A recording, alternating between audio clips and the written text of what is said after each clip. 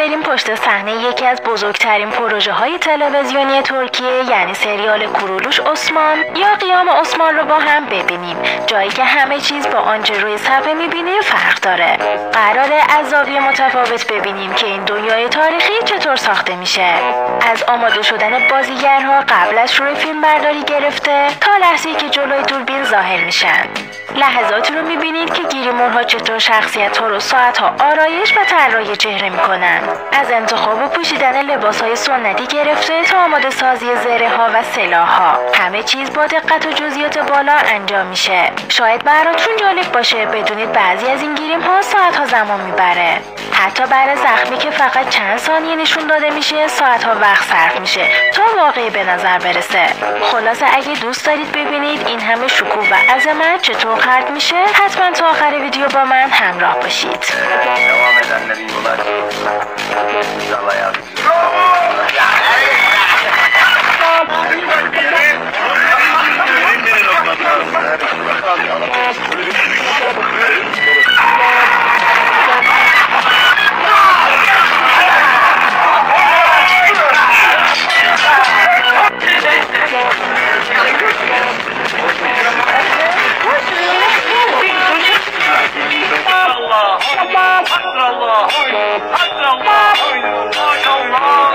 Hazırlık sürecinin sete geldiğinde ilk olarak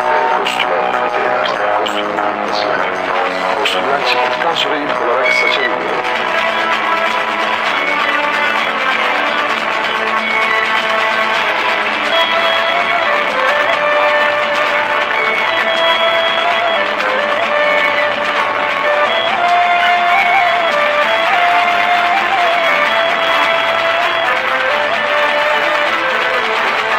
Saç işlemimiz bitti. Şimdi makyaja geçiyoruz. Birazdan görüşmek üzere. Genelde çektiğimiz aksiyon sahnelerinde sahnenin durumuna göre herhangi bir yara veya işte çok uzun süren bir savaş, yani vücut ve el kirletmesi, kostüm kirletmesi de aynı şekilde.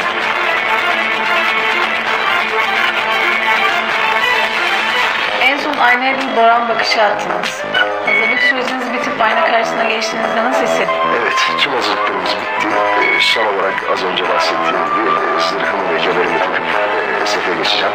Yeni bölümde görüşmek üzere.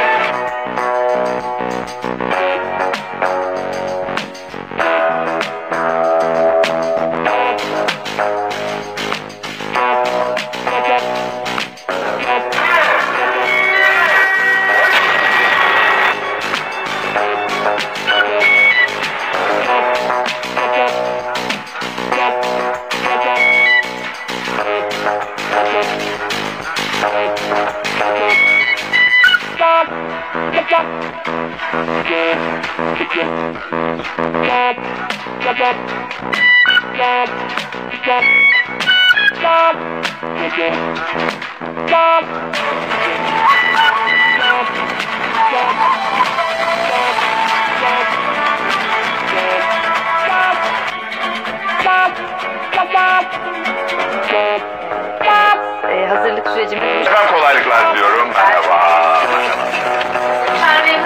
Çok teşekkür ediyorum Merve Hanımcığım. Benim o fotoğrafıma kim benim kaşlarımı birleştirdiyse onu bulacağım. Yüzme mi?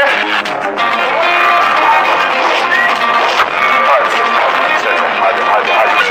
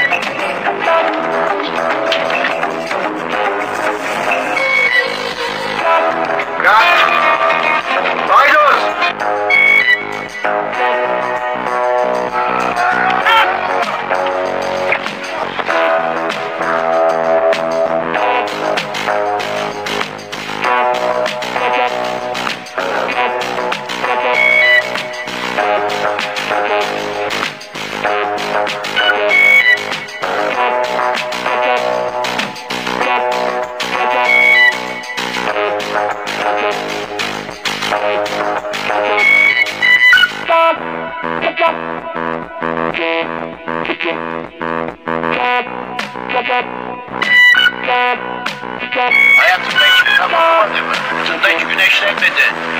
Ateş ediyorum ölmeyen vardı. Oğlum sen hayatında hiç ölmedin mi?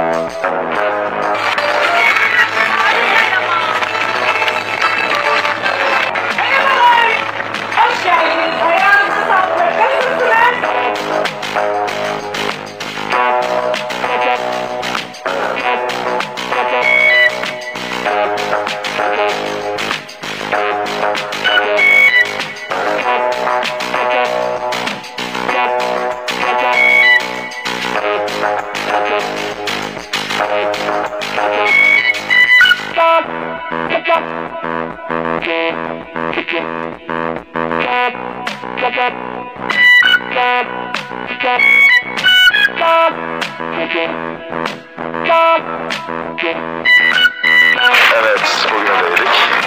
Yeni maceralarda haftaya görüşmek üzere.